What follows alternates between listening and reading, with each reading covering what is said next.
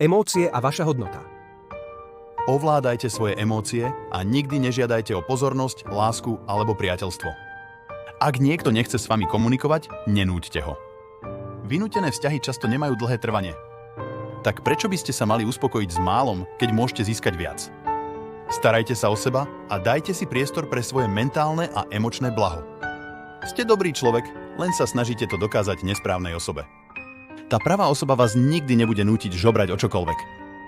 Ľudia nezanedbávajú tých, ktorých milujú.